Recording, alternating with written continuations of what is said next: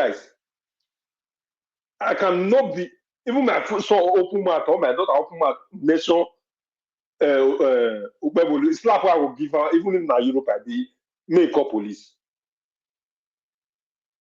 What are we saying?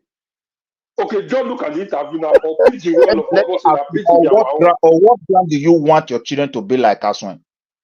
Leave am now. Now you go decide now. Why you go to put on what for a mouth? Leave am now. You see, why are you here bros, defending? wait now, When he wait now was the answer one you that now.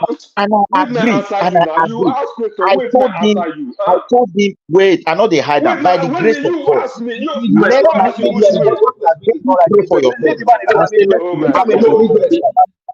I not ask you which way you want make your So son you should become be campaigning this for man. your You family. ask me now, I tell Don't you tell me now. anytime I speak, why I'm angry with you, anytime I speak about my candidate, you try to say it's not good. Okay, now I agree. Why can't you Not agree good. with me? I not try to say It's not a true. failure. The plan is a failure. How is a failure?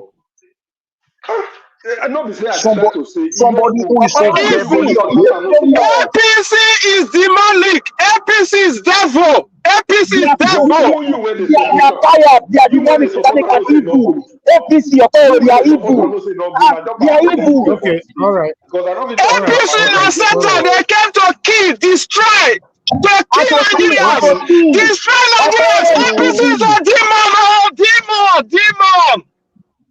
okay, thank you, thank you, thank you. me. I No know if you boy. talk say now Okay, bad thank belly you. you even get Destiny, for your Obaseki. minute is not Now finished, bad Oga. belly. Destiny, thank you. Okay, bro, just Your minute is not give me finished, Oga. Destiny. some Yes. seconds. Okay, Me, I know if you talk say quickly. na bad belly you get for Obaseki. The way you take the support it is to me believe in a bad belly you even get for the state. Because me now, I talk and say, you should limit Akpata, my children of my children, I say, no limit Akpata be their role model. I go happy. I swear, if you say one be role model, I go happy. If you talk where they call now, for European guys, slap and make Okay, police carry me go lock me up. okay. Thank you. Thank you, everybody. I appreciate you all. Thank you.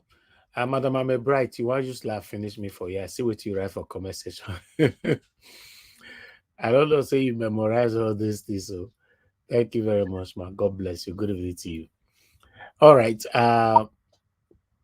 Everybody with there don't talk now. Madam Rita don't talk. No, Everybody no, don't no, talk. no. You're not So coming. You're not coming. You're never coming. I haven't spoken, Mr. Madam Elvin. Rita don't already talk.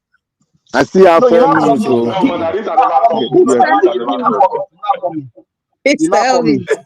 Elvin, I beg Rita you. never talk. I still Oh. have 4 minutes here. that, 4 minutes. that joke Hold is on. She just expensive, talk. oh, She I just talk. beg. She just talk. Okay. Might say my 4 minutes first before she go talk. No, Okay. Oh, yeah, talk 4 up. minutes. you're I not the can get my 4 moderator. minutes. Talk. You're not the Nobody should moderator. interrupt me. No, Madam Rita, not your worry. May your talk. May go sleep. No, Talk. Mr. No. Mr. Elvis, don't set me alive. No, do that. Madam, May you go talk ahead. now. No, Madam, If go you ahead. we Madam, set go you ahead. up, oh, give us a This is mandate. 10 We set you o'clock. up. You are not going to bed it well. Go Don't ahead. worry. Go Okay, ahead. The Madam black Rita, soup, finish go ahead, talking. man. Go ahead, man. Okay, go Okay. ahead, Madam Rita. Thank you. Thank you very much, Mr. Elvis. I'm sorry I came late. Good evening, Mr. Elvis, my sweet mommy diaspora. I love you very much. And everybody in the panel, Mama Hecho, I'm greeting you, Ma.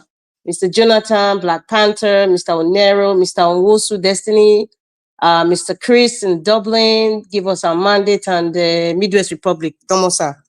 I didn't join you guys in the beginning. I think I'm just joining now. I'm hearing something Pebolo. I don't know what it is.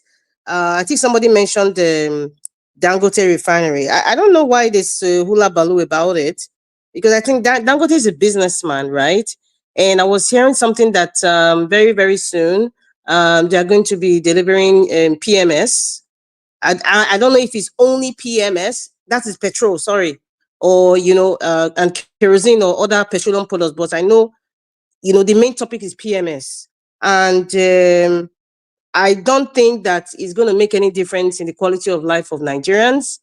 Even if the pump price has been increased, I think NNPC increased it to 800 and something naira. Yeah, I think so, from 670. But that is just the NNPC talk. When we go to the pump, in these gas stations, people are paying more than that. People are paying up to 1,000 naira now. Even I heard they're also going to increase it to over 1,000 naira. So that's where we're going.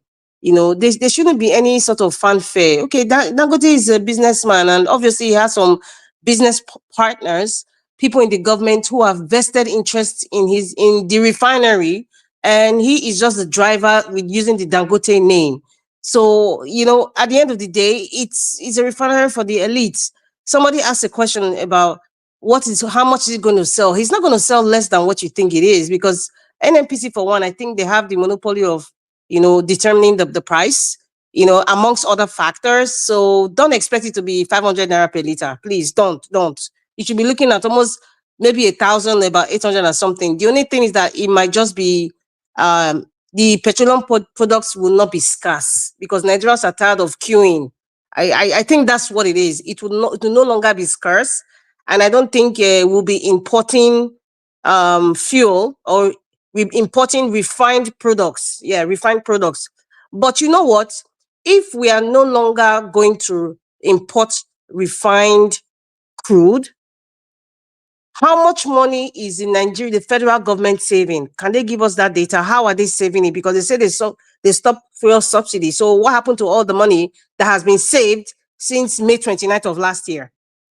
So, there's a whole lot of, back corner numbers being tweaked behind the scenes that Nigerians are not really seeing the bigger picture. That's what I think, because this is just a businessman, and a businessman is there for what? Profit, the big P, profit, and we all know over the years, Dangote has had the monopoly of a whole lot of products in Nigeria. Think tomatoes, sugar, even the cement. Cement is cheaper in other countries where he sells them. But in the country where at least the majority of the raw products is coming from Nigeria, it's more expensive in Nigeria. So what does that tell you? So he's using the population of Nigeria now to increase his price. He's using economics. He has advisors. He has advisors that are telling him all these things. And at the end of the day, if they increase a bag of cement to 10,000 naira, Nigerians will still buy, because Nigerians are still building houses. And most of the people in Nigeria building houses are the elites. They are building estates. So somebody must buy. So he has gotten that monopoly already. And to break that jinx, it's not just Dangote. Aliko Dangote is just the figurehead. That's what I think. He's just the figurehead. There's so many entities behind that name, Dangote. Many of them are politicians. Even the so-called the man from Bodilon, somehow connected. Even this Owando. In fact, I don't even go very deep into that talk of Owando and what is really going on. My point is, Nigerians, we have no clue of the kind of person who is sitting in Aso Rock. We have no clue about who we are dealing with. We have no clue. A man who is never straight, who has never been straight as far as public knowledge in everything concerning his life. Do you really, really think he will bring people who are straight around him? Take a look at all the people around him. Take a look at all the people who he placed as governors or in one position or the other. The people who work very closely with him. They are of the same kind. A drug baron will not bring a reverend father around him. No. As a business. No way. Are you kidding me? He must bring somebody of his own kind, his own ilk. They think the same way. They think very crafty. They do the same deal, same kind of deal. When he's making a deal, they understand very quick. He's not going to get somebody that doesn't understand where he's going to. He must get somebody that thinks like him. So that's why I said Nigerians have absolutely no clue about the character of the man from Bodilon who is in Aso Rock. We have absolutely no clue. Even talking about the external factors or external countries, that's a different kettle of fish on its own. But the person now who is representing your country, we have no clue who we are dealing with. This is just the tip of the iceberg. There's a whole lot of stuff coming on, and Nigerians, unfortunately, I'm saying it, they're going to bleed, man. They're going to bleed so bad. This is the third quarter of the year, and people are screaming hula baloo. Get to the first quarter of the year. Let's see how Christmas will reach. Maybe Christmas time, what they will do as usual, because it's a rice and beans government. They will share rice and palm oil, and that's it. The Nigerians will be happy. Christmas and New Year, they will enjoy eating rice, if they even see chicken at all. And then the suffering continues. We are on our own. Within the next 4 years, we have to bear, except if by some immaculate intervention, something happens before the end of this tenure and God rescues us. But I don't want to be so wishful. Because at this point, it seems as if I would say, oh, God help us. Come on now. In America or the countries where most of us are listening from, have you ever heard any leader say, God help us? We are suffering, oh, the roads are bad, oh, those kind of talk. So Dangote issue to me, just like as Bini will say, let us be looking at it now. Let us see how far. Because at the end of the day, these are all businessmen, trampling on the gullibility of Nigerians who just see a little flicker of hope and they think, oh, this is Kumbaya, this is Eldorado.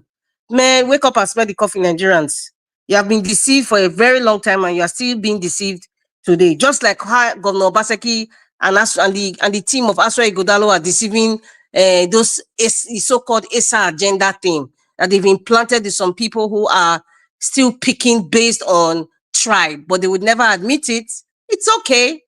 It's okay. But, we talk about civilization. We have a long way to go. Very, very long way to go. And, somebody said, I think Mr. Onero, I understand your passion about, APC is a devilish party. Let us be clear about something. The APC and PDP, those are monikers. And those monikers are just names, but there's an entity behind those names, and they are human beings, or rather, I would say animals in human form. If you say you don't like APC at all, equally, you shouldn't like PDP. Because it's like one is laterally inverted, but it's the same thing. You're looking at a mirror, it's the same thing. It's the same thing. They're the same.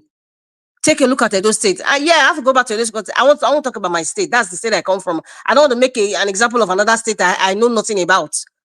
Charity begins at home. Governor Obaseki was in APC before now. Okay, now he's in PDP. Hello. So what difference is it going to make in Edo State right now? These two parties, APC and PDPs, they are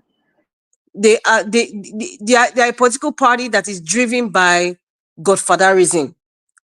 They don't hide it. They are driven by what our Oga says or what our God wants to do, by hook or by crook. That's what they are. That is the driving force. That is the gas, the PMS that drives these political parties to move. They get away with it, they run with it, and nobody persecutes them for it. That's just how they roll. So that's why we need a new key for this new door that we want to open in Edo State. And that key is Osai Bovo Akpata, Olumide Akpata of the Labour Party. That is the I new agree key. with you, Madarita, not verse. I agree with you. That is the new key for this new door we need to open. Listen, it's like night and day. Oil and water cannot mix. The new door for Edo State, so we can trash out and sweep out all the umbrellas and the fake umbrellas and the broom. Sweep them out of Edo State, then we'll not start afresh. A new door has opened. And Okay, you cannot use an old key to open a new door. Thank you. Not the Excuse proof me? that they sweet Madarita. Speaking. Epam, are you the one speaking? Thank you now. The Thank you, broom don't rotting. We don't need them again. The umbrella get whole. We need a new key. Thank you. Madarita, I bet somebody they phone. Una do well. I appreciate you now. Thank you very much. I hope this is not over. I'll have a second round though. Go ahead. I have Mr. Israel Semota on the phone. Talk to us, my brother. Good evening to you. Thank you. Good evening, everyone. I was listening carefully because I was very happy. This is the first day I'm hearing a candidate of the All Progressive Congress. See, I always ask this question: how did we get here? That you have a candidate that cannot able to put on words, coming to us to talk to Nigerians or Benin's, the Edo State, who he claimed he wants to govern, telling them his agenda, and was not able to construct or put in what he intends to do. In the sense that the policies you are bringing, he talks about, he's want to declare a state of emergency in education. How are you going to do that? When? Where are you going to get the resources? How do you plan to? Nobody's asking this question. And I could hear somebody saying, one of my brothers saying, oh, you know what? It's not about English. You have to know that the people who ruled you have been speaking English. My question to my brother, again, he knows this question. He knows this. What is the official language of Nigeria? So are you now going to now start changing laws now because he has to speak Bini, he has to speak this? So is that the way you are going to be talking to investors? Again, how did we get here? With this kind of, how do I call it, rhetoric politics you are trying to play. And you live in a defined democracy where people bring up policies that can attract investors, that can bring dividends of democracy to their people, and we want to talk about somebody who does not even understand the difference between a zoo and a museum. And you want to tell me that this is not English. Okay, madam, I don't understand I where don't know how when it does. You don't say something when somebody's on the phone, sir, please. You don't do it. Go ahead. As far as we are concerned, Edo, Yosadebe Avenue cannot be made for people who does not understand what governance means. As we state, governance is an institution through which the will of a state can be formulated, just as he's doing it. And if you cannot bring the right policies and how you're going to implement these policies for it to transform into dividends of democracy, you're wasting your time. This is not the place for you to bring in a cock and bull story just to cajole the people that this is what you intend to do. I could not even be able to detect whatever he's talking about. I just thought maybe we just brought somebody who just came out from what is called school Gary to come and sit down and tell us A for ample. That is what I was thinking. Because there was anything that has to do with constructive, interview that was conducted there. Was he just reading a script so that he can answer? No competitive question to say, so how are you going to do X, Y, and Z? No, they can't ask him that because they anchor us with conscience. Are we that bad? Are we that now?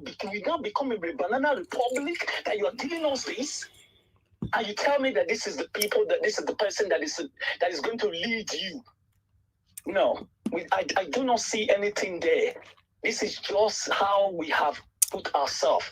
And Edo people, you should be wise enough. This election is about how we are going to take this state to the next level. I'll leave it there. But what we are seeing now is nothing to write home about. And if you believe that this kind of people will give you dividends of democracy, you are using a 4-step ladder to climb Mount Kilimanjaro. And that is you can't even get to the top. Thank you. Thank you, my brother. Thank you.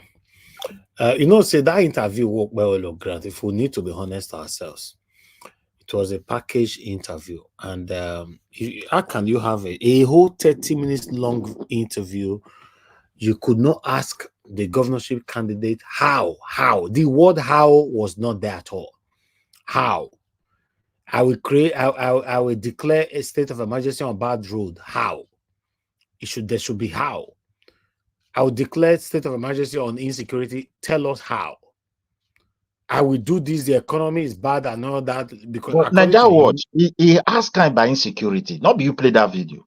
Yes. He said practically he has done it, even when he was not a politician. And he gave an example. Bros, he has not done anything. Nigeria Watch, let us be honest. When you ask him, he said, first of all, he has done it by mobilizing his people, giving them the tools, even when he was not a politician. And he did it. We saw it. Another one again said if we had technology to it, if he's elected. I don't think anything is more than that. Hold on. Midwest people say this matter, not the lie, they talk for his side. I want maybe when I get on a kind of moon, they talk and by on herself. But if you drag me in, so I get word for my mouth, not be small. From that beginning to the end, I don't listen to Rabbi Fakari come here. Yes, I will do this. I will do this. There was nothing like how. You see, there was nothing like how. And that interview. Hold on. That how 9 they run for from Arise and Channels. In fact, even Nigeria Watch, because that's when Godaro came here. Olumide came here twice. He knows if he come here, that how would be a problem for him. So that BBC whatever was a package and recorded, edited interview. It wasn't live. It was edited. So this was done 3 days ago, right? And they presented it to us today. You get it? So Aston Igodaro's and Olumide's own will be presented tomorrow, and I'll bring it here as well. So all of them, although all of them, not just Okpewolo, all of them is recorded and edited video. But when I know how BBC today interview people, this BBC Pidgin, they know they ask you how. If you say you go carry women, carry go Sokoto, they'll say okay. You say you can't carry men, we go Sokoto, carry the company, they'll say okay. They don't ask you how. Now that how will be the biggest problem in case you're not aware, because that's why you see when people now start being blabby. You see many people that have came in to represent Okpewolo on Arise, for example, asking them how, when they cannot answer it, they normally say, I'm not a spokesperson for Okpewolo, I'm not here to represent Okpewolo, but I know he's a good man, he have a good heart, he will do the right thing. Exactly what you are telling us right now. I mean, there's people. You see, so you to that it's true. It is the heart that is our problem in Nigeria. Who cares about the heart? Can wait, I see the both heart? human and natural resources is Can available. you see the heart? Can you see Mr. Elvis, you see it by Midwest. people behavior. That's it. Mr. Midwest, sir.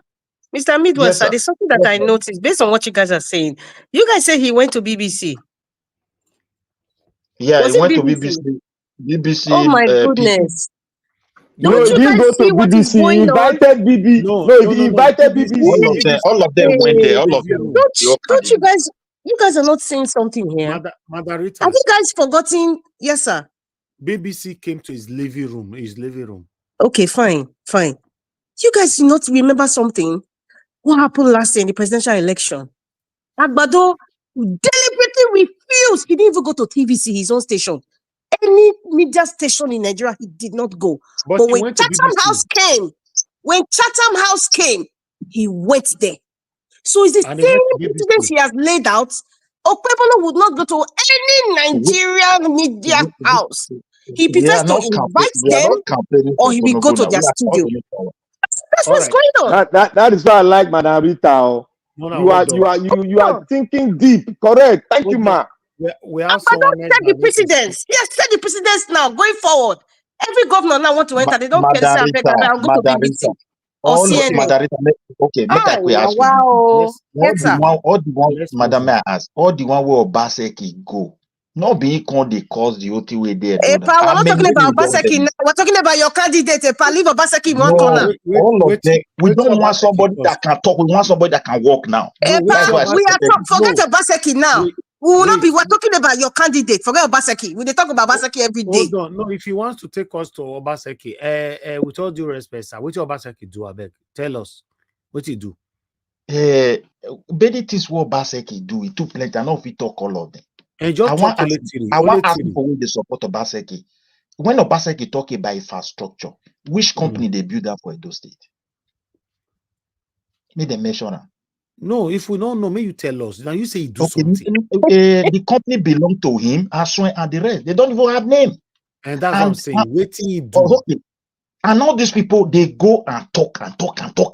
We must pray for someone that have good mind. The resources, both natural and human. Waiting do. Now be they tell you. You cannot be APC and have good mind. They are evil. Okay. All right. Okay. Mr. Najawas, can I have 10 seconds to react, please? APC is evil. APC is evil. Quickly, because I need to call on someone to speak. Madam. Yes, let me react quickly. I want to quote the Bible. The Bible said, out of the abundance of the heart, the mouth speaketh. Okpebolo heart is empty, so he cannot speak anything. Thank you. Okay, thank you. All right, we'll come back to this Okpebolo shortly. Let's quickly hear from Madam Ife. Madam Ife, it's good to have you on the show. Good evening to you, ma'am. Good evening. Can you hear me? Yes, loud and clear. Okay, I've been listening from behind. Good evening, everybody. I don't even understand why we are here fighting each other. What are we fighting for? We're supposed to be fighting the elites. We are here fighting each other, and they are busy having fun. I don't know if anybody saw the picture of P2B, all of them in a van going to visit the family of a former former president that lost his mother. I think that president is even dead. I don't know. But anyway, I was just looking at that picture, and one thing came to my mind. I said, look at the people that we are here fighting. They are all in the same room. They are eating and drinking, dining and whining. The people of Edo, you have about 16 or 19 political parties that is vying for this position. You've tried APC, did not work. You tried PDP, did not work. I agree with what Madam Reader said. This is your state. If you don't get it right, you're gonna learn. You're gonna learn in a hard way. How are you gonna vote for somebody that has not They will even, learn it the hard way. yeah, what, how can you even vote for somebody that has not even granted one life interview, one life, just one, and the person is contesting for an election, and you people are here fighting each other. Not even one election, one interview. Arise, I know Arise invited him. He did not Now come. he went to interview here. That will show here just now for What BBC. interview? The one they Oga, do. leave that thing, I beg. Leave that I thing. Let said Madam live finish, I beg. interview. I did not say recorded interview. I said live interview. And you people want to vote the same party. Look at how the economy of this country. Do you think he's going to do No. anything different? He's Well, not going I to don't do think anything different. The PDP candidate said that he's going to continue from where Obasaki stopped. It reminded me, or rather, it reminds me of what Tinubu said, and that's exactly why we're in this mess today. And what do you think is going to change? The advice he's supposed to give Obaseki, he did not give it to Obaseki for 8 years, and you think anything is going to change? If he has the interest of your state at heart, he would have given him a better advice. I'm not from Benin, but we are one Nigeria. You people need to think twice. I'm not saying that the other guy is perfect. Give somebody, another person, a chance. Don't vote for party. Vote for the person in question. Ashomole, I heard what he said, and these are the people you people are trying to vote back. How are you gonna call a married woman, a childless, whatever, that he called Obaseki's wife, a father for that matter, somebody's father for that matter, a husband for that matter? How did we stoop so low to the lowest, lowest, lowest, lowest? I was so disappointed. And we are here saying, vote for this person, vote for this person. Why can't you people hear from the guy himself? Why is Oshomele granting interview on his behalf? Is the man dumb? Or I mean, I see deaf and dumb. I've seen Olumide Akpata is granting interview. I've seen the other guy granting interview. Why can't he? And people are still supporting him. We are not serious in Nigeria. Honestly speaking, we like this suffer. And we will continue to suffer if we don't make changes. You people supposed to bring somebody and support the person wholeheartedly. We are here fighting against each other.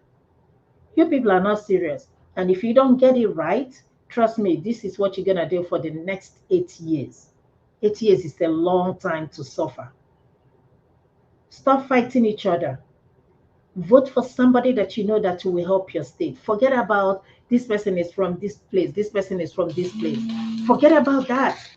At the end of the day, you'll be asking who is competent, who is going to lead this our state, who is going to represent us well, who's going to attract foreign investors, who's going to give us pipe-borne water, who's going to give us electricity. Don't you people like good things? Who's going to help us with insecurity? Our farmers. Nobody's talking about all these things. Talking about Dangote, I mean, look, listen, let me tell you something. Anybody expecting anything to come out of that is just a pure waste of time. Just like this person said, Madam Rita, he's a businessman. When Dangote was talking prior before they started giving him this crude oil, he was very mad. But immediately the deal sealed, we are not hearing him anymore. I like him as a business person, but not at this point. So let us be guarded. Let us be mindful. If you think because we have refinery, a private refinery in Nigeria, that you're gonna pay for fuel 2 naira a liter, it's not gonna happen. If a country like Nigeria with 200 and something million people in it, if we don't have one refinery working, that's a shame. We are talking about NNPC, talking about saying something about they lost about $6 billion. How? Who? Who is in charge? $6 billion in a country with crude oil? That is our major natural resources. And we can't even keep track. And nobody's asking questions. Nobody is accountable. And we're here fighting each other. Look at the people that went for the protest. When I remember when we talked about this, I said, I am against this protest. Tell me what changed. Now, a lot of people will be standing trial just because they express themselves in a country where there is no leadership. And we are here fighting each other. They will never take us serious. Honestly speaking, we are not serious. But I just want to encourage the people of Edo lives. Stand behind somebody you know that can help develop your state. Or don't you people like good things? Don't you people want people to come and invest? If I have money and I see things going on in Edo, I will come and invest in Edo. But if you guys are not here united, I want APC, I want PDP. APC and PDP, there is no difference among them. A country where there is no competition, that country is not a country. A country where somebody can monopolize the economy of that country, there is no way development can come to that country. How can you attract foreign investors in Nigeria? That is the question. And nobody's asking that. The little ones we have, they have left us. Sooner or later, if care is not taken, ShopRite will leave. What do we have? We can't even boast of our, what is it called? Food prices. The commonest thing. We can't even buy food. Yam, rice. Little thing, somebody will. I listened to Dr. Charles Apoki. If you're not following him, go and follow him. He's very instrumental. Every time they're telling you about rice, is rice our problem? They're marketing rice, they're advertising rice. Is rice our problem? So after eating rice, what else? We don't even have jobs in Nigeria. I was looking at something on social media. I saw the little Indian kids. They are teaching them about, how to, I think, into production, what they can do, technology. And we are in Nigeria praying. Our problem is spiritual. That's what Adeboye said. But his son was awarded a contract in Kaduna. He did not do that contract. And he's a pastor. And he's a son of a daddy GO. My people, wake up. Wake up. These people, they have had enough. It's time for us to rise up as civilians. If we don't take back our country, we will continue to sink down, down, down, down, down. As I see now, I don't think Nigeria is redeemable. Honestly speaking, I don't know what else to say. I don't know what we can do to save that country. But if we continue to go through the same route that we are going, we will never see a development in that country until most of us die. Thank you, Elvis. Okay, that was a wonderful submission, Madam Mifi, to be honest.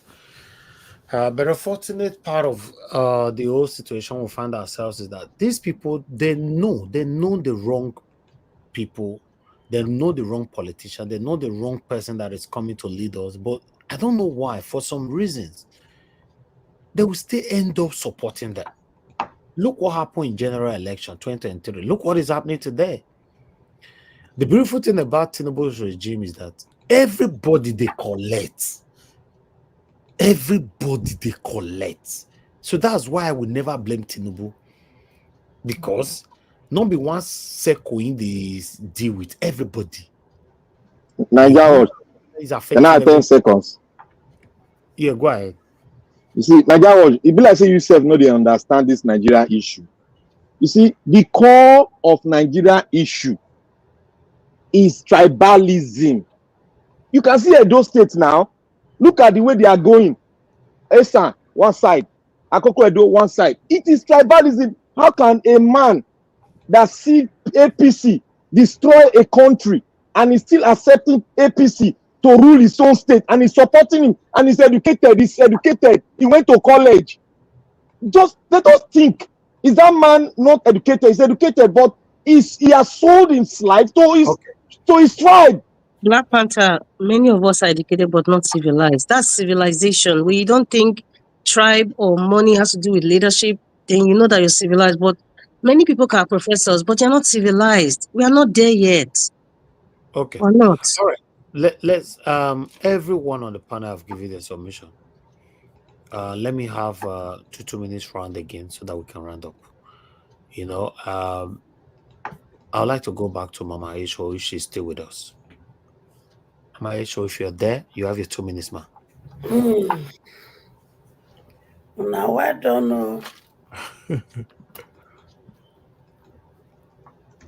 Starting from us here. Is our mindset really ready for this new Nigeria? Because we have to have a mindset and the willpower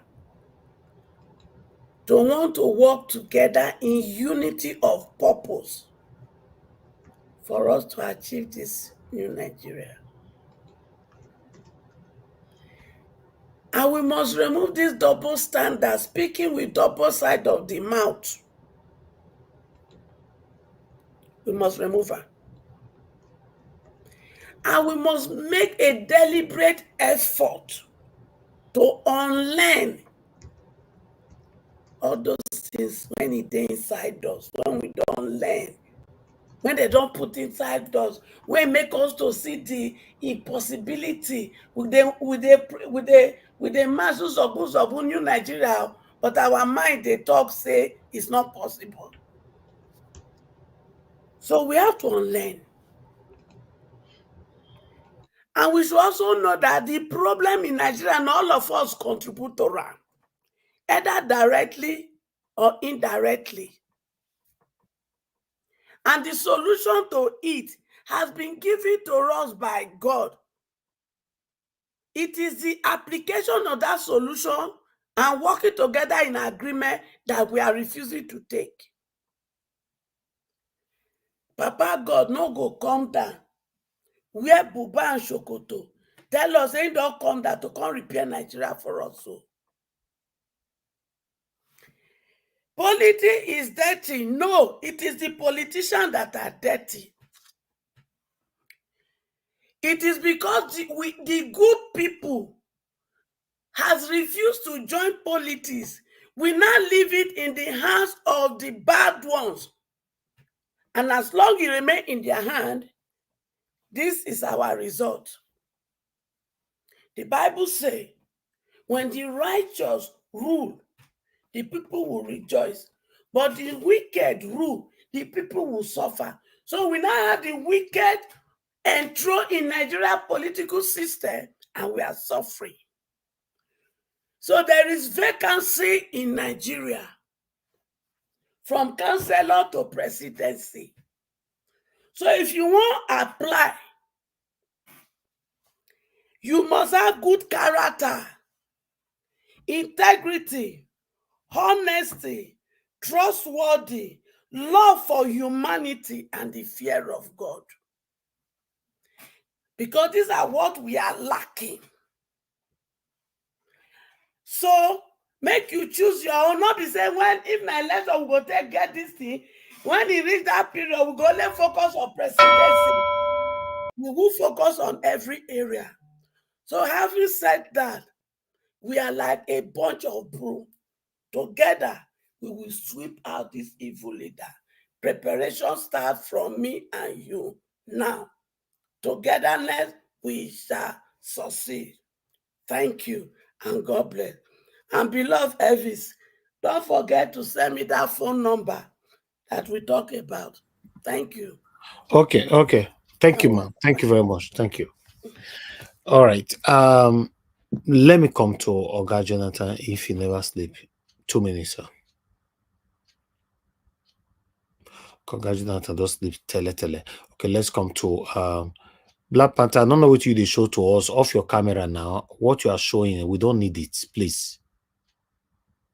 If I did backstage first, once you sort your this thing out, I don't know what you are showing.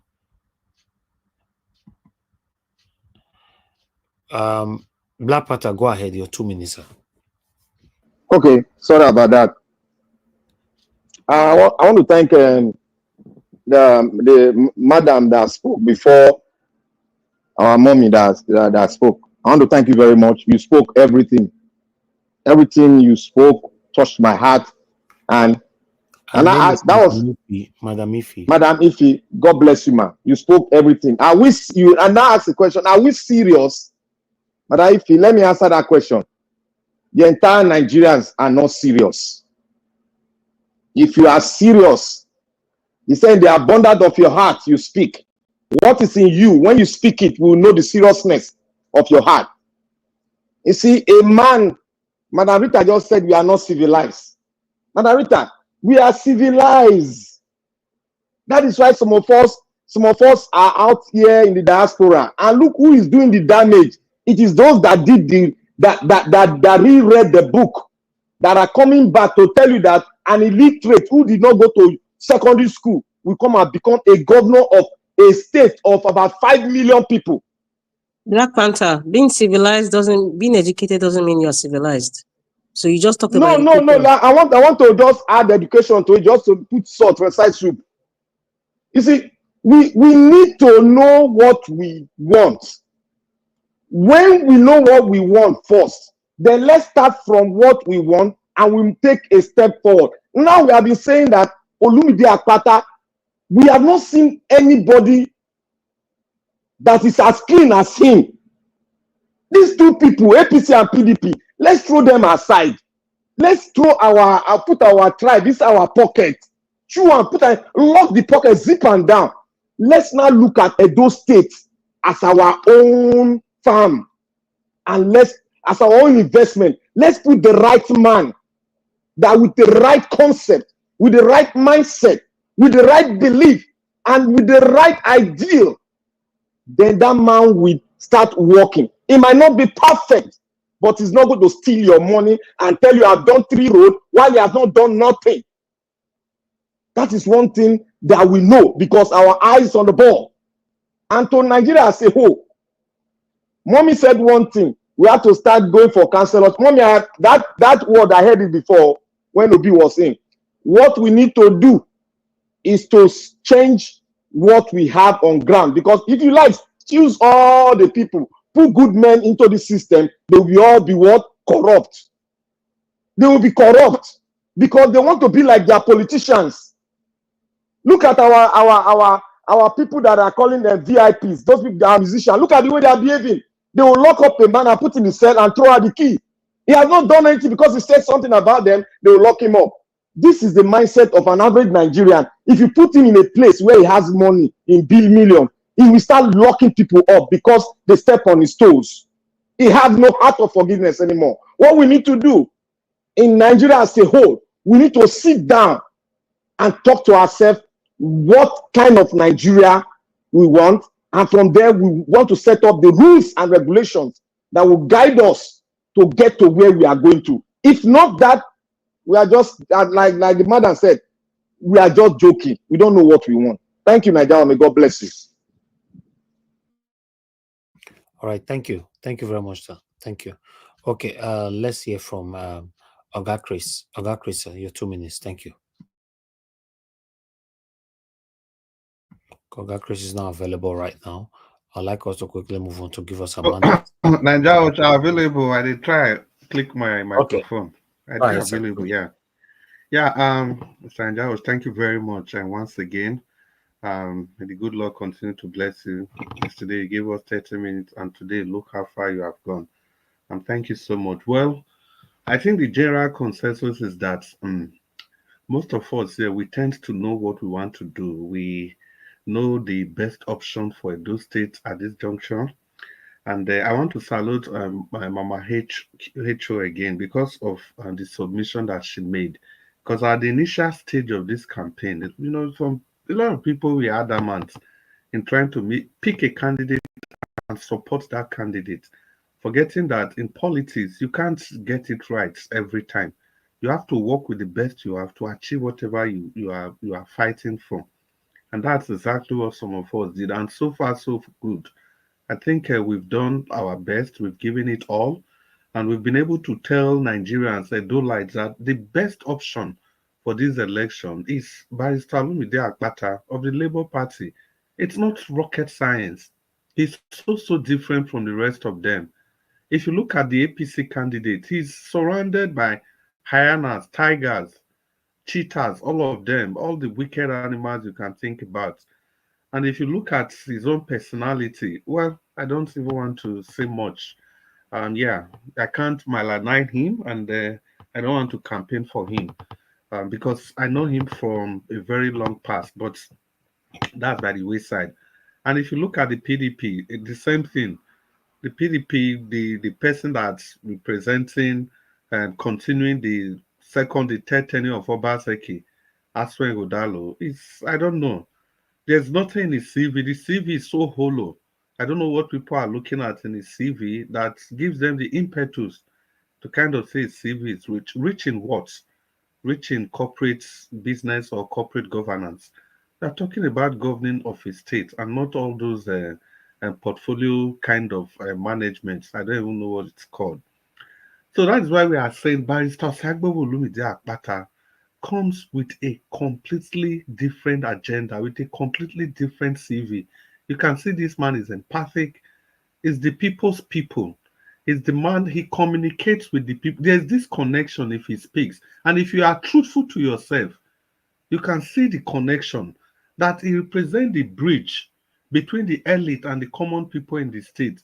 He understands the language of the common people and speaks the language of the elite. This is who Barrister Olumide Osagbovo Akpata is. You really need to study. I did a post-mortem on him after I finished his tenure in the NBA. I followed all through his tenure, and I was like, wow, this guy is truly a different politician. And when he was at the NBA, look at the standard he set, gold standard, to the extent that the current NBA chairman couldn't even hold on for 3 months. They've destroyed almost everything. He's left there. He's still campaigning for that noble organization. That is a leader. That is the person we should look onto. If you see the style of the APC, Okpebolo is just going to follow the footsteps of Tinubu. Mona not talk, say we not tell you now. Because we tell you now for Obaseki that time are not here. Aswen Godalo is going to follow the footsteps of Obaseki. Make una not still talk, say we not tell you now. We they tell you now. There is option. During Obaseki and Muta, it was just the two of them. Now there is option, and the option is not just an option, it's a viable option, better than the both of them combined together, plus Oshomole, plus all of them, all the political bigwigs in the state combined together. Barrister Sagbovo Olumide Akpata is a clear departure. I don't know how to say this. We have begged, we have used thoughts, we have used everything, we have presented facts and figures. But some of us we are just still adamant. I don't know what we are looking at. How else do you want us to explain this? It's been 23 years of the PDP APC. So what other chance are we going to give them? Aswe Odalo is the chairman of the economic committee of Obaseki. In every ramification, Obaseki failed. And Aswe Odalo championed that failure. Apart from even that, even if he has not even been part of politics, he's just coming for the first time. He's not associated with Obaseki. All right. He still does not believe in the state. That is why he's not Nigeria. Sorry, I will just round up. That is why for 16 years in government, no voter's card. He has never voted. All Who's right. the person you want to hand over the state to? Somebody that don't care about you, that Thank has you. not cared about you, that will never care about you. Why has he not been part of the electoral process for 16 years in a state you have been in All the right. peak Thank of you. affairs? I beg. Thank you, Thank you. Mr. Nigeria. Thank you very much, Oga Chris. Thank you very much, sir. Thank you. Give us a mandate. Are you there? Final submission, 2 minutes. Okay, you're not there. Mr. Onero, your final submission, 2 minutes, sir. Okay, thank you for another opportunity to speak again. I'm very, very grateful for this privilege that you grant some of us to our minds and also speak on behalf of our people back home. You know, a few things I want to readdress or comment. The ladies that spoke, from Madam Ifi to Madam Rita to Mommy HO. I think that's one of the reasons some of us in the US some of us, I don't speak for others, we want to support and ensure that Kamala Harris become the next president of the United States. There are certain ways that women, the ladies, see things. Their perspective is very insightful. Having said that, I will go back to the issue of Edo State. Some of us that reside and been part of Edo State and Delta State, as the case may be, we are passionate about ensuring that our states become, it's not rocket science to ensure things are done properly. We are too intelligent in Edo State. The Edo people are intelligent people. We are not mogul, we are not morons. When we see nonsense, we will smell it from afar. We will should collectively reject the tiffy PDP and the demonic, satanic, devilish, evil APC. They have proven beyond reasonable doubt that they are evil. They don't mean well for the country. They don't mean well for the state. At all. Some people that want to speak on behalf of APC in Edo State. And the so-called Monday, let me not be too disrespectful for his humanity. For Mr. Monday Okpebolo, for those that want to speak on his behalf, I quoted a section of the Bible earlier. The Bible said, and I quote, out of the abundance of the heart, the mouth speaketh. That means it will be in the heart first. It must be conceived in the heart for the mouth to speak it.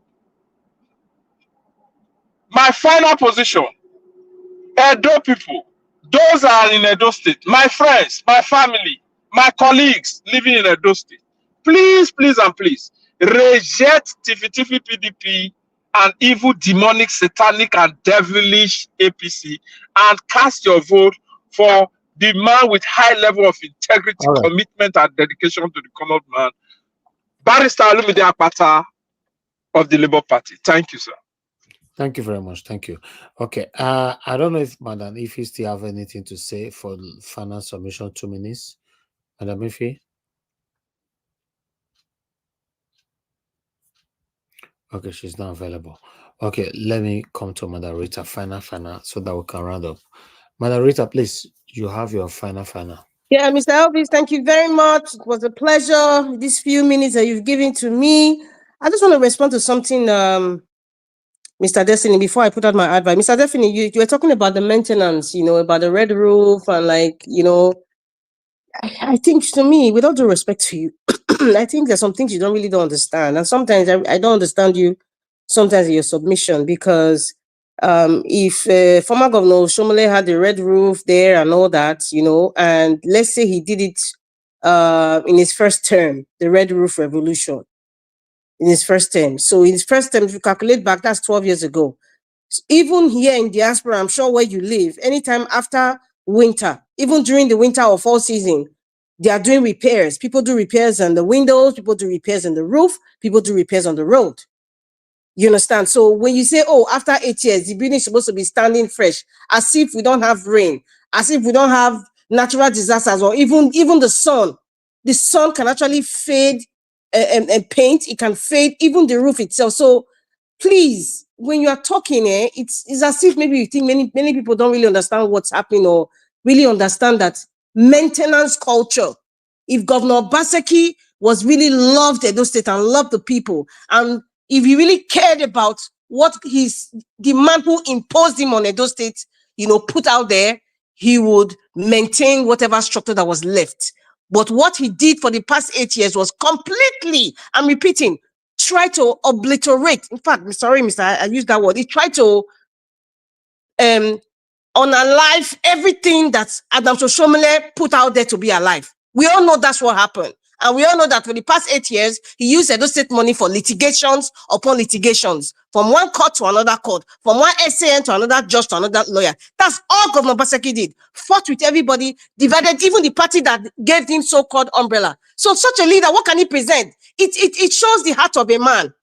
It shows that he has a hardened heart. I'm saying it, yes, because I am judging him based on everything that has happened.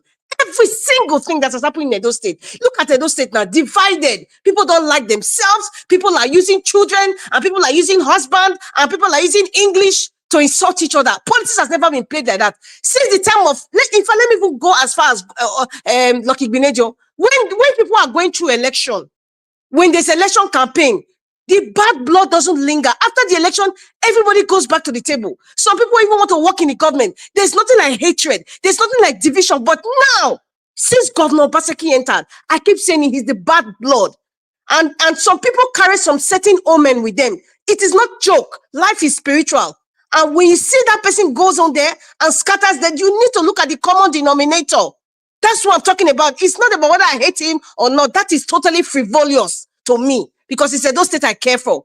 So, when you talk about, for 8 years, are you trying to tell me that, okay, where's the structure Oshomole put out there? Why did Governor Obaseki now not maintain all the roads, all the schools that are dilapidated now? Why didn't he maintain it? Because he was angry, he was vicious, and all he wanted to do was try to remove everything that Governor Shomole did. But however, fast forward today, that's why I say do not fight in their war. Fast forward, what happened today?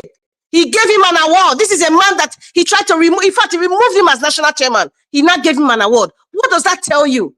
What does that tell people? I'm talking to you people. What does that tell you? These people don't give a rat's behind about you.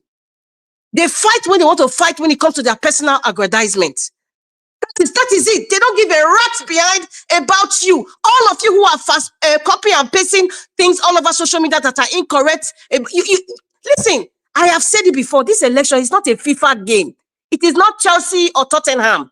It is Edo State, human beings, future of the state. Whoever wins, it's not going to say, oh God, thank God my candidate won, then I will start making a mockery out of it. That's what irritates me. Like, people just don't get it. Just don't, because these people that you are celebrating with, you cannot marry their children. Never. You cannot sleep in their house. You cannot even, in fact, the fact you can go to meet them is in the office, if you even see them. So what are you fighting for? For 1 million? $5,000? What is that? What's that? So please, Governor Obaseki failed Mr. Destiny. He ought to maintain what was there and build on it. Isn't that what your candidate said? In fact, I was surprised you said you're not supporting us. So I don't know, you have changed your mind now, Mr. Destiny. That's what you said. I'm quite shocked. Maybe you can clarify now. But Aswe Godano, he's saying that I will continue for where Governor Obaseki stopped. Governor Obaseki did not even continue. So what is Aswe going to continue on? Looting of the treasury or diverting funds? Or maybe there will probably be another name, not Alagodaro now, because there's so many SPVs. So many SPV. Look at more that they are doing. Oh my God, I was like, Jesus is Lord. Ignorance is truly bliss. Finally, PDP people, supporters of Aswe Godalo, including our brother Aswe Godalo, Uncle Aswe Godalo, do not waste your time. Governor Obaseki will betray you. Support Olumide Akpata, Edo people. In fact, I'm not even afraid that, Olumide Akpata will not get a vote. He will. But I'm talking about the INEC commissioner. Because if PDP candidates join hands, PDP supporters join hands with Olumide Akpata, it will be hard for federal might to come and take over Edo State. So please, join Olumide Akpata. PDP people, Aswe Godalo and his supporters, join Olumide Akpata and let's change Edo State to a new door and a new key. Thank you. LUP. Wow, Margarita, those scatter everywhere. Anyway, thank you very much, my wonderful people. We've come to the end of the broadcast. Another 5 hours today. I appreciate you all, my people. Mr. Emis, sorry, Yes, sir. Please, will you be available after the broadcast for a short call, please? Okay, that's fine. All right, thank you. I appreciate you all, my people. Thank you so much. Thank God and God bless you now. I appreciate everyone right there. Mr. Jonathan, thank you very much. Mama H.O., thank you.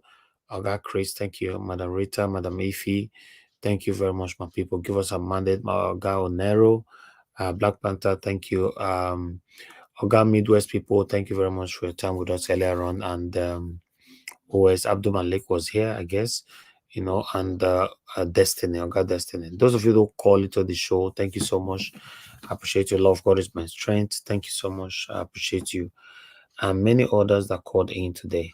Thank you, my people. Gashimizi and many, many more. Those of you that supported the channel, thank you very much. Mr. Namorege, Peggy Modi, Jaja, Didi Anthony, Mr. Joseph Orji.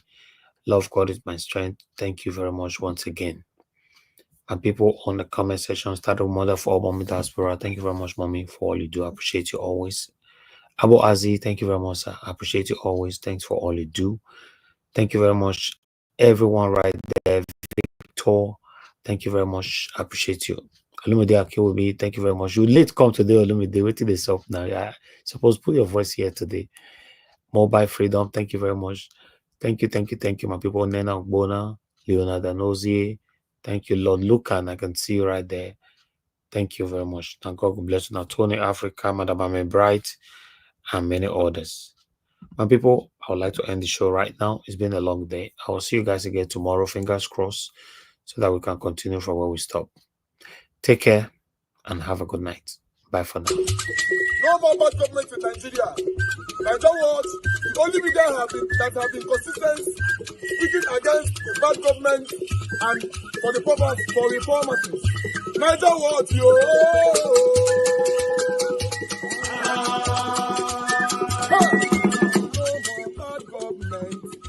No more bad government. Niger what? No more bad government. Niger what? No more bad government. The only media that have been speaking. No more bad government. The voice of the voiceless. No more bad government.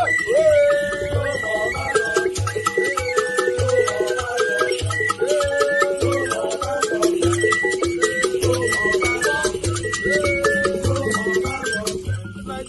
No more bad government. For the poor. No more bad government. Niger what? No more bad government. Niger what media? No more bad government. No more bad government. No more bad government. In Nigeria. No more bad government. No more bad government. No more bad government. The only media. No more bad government. The number one media in Nigeria. No more bad government. That have been speaking against government. No more bad government. Niger what? No more bad government.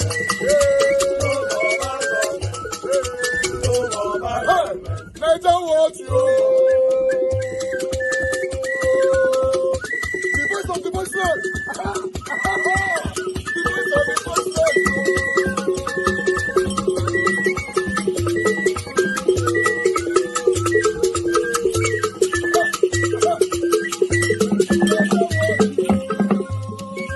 Voice for the voiceless. Voice for the voiceless. Niger watch media. Voice for the voiceless. Niger watch media. Voice for the voiceless. The only media that have been speaking against bad government. Being consistency since 1944. Voice for the voiceless. Voice for the voiceless. Umuwame. Voice for the voiceless. Umuwame. Voice for the voiceless. Voice for the voiceless. Voice for the voiceless. Voice for the voiceless. Voice for the voiceless. Voice for the voiceless. Niger watch you. We have been seeing all you guys have been doing, and we recommend them to everyone in Nigeria.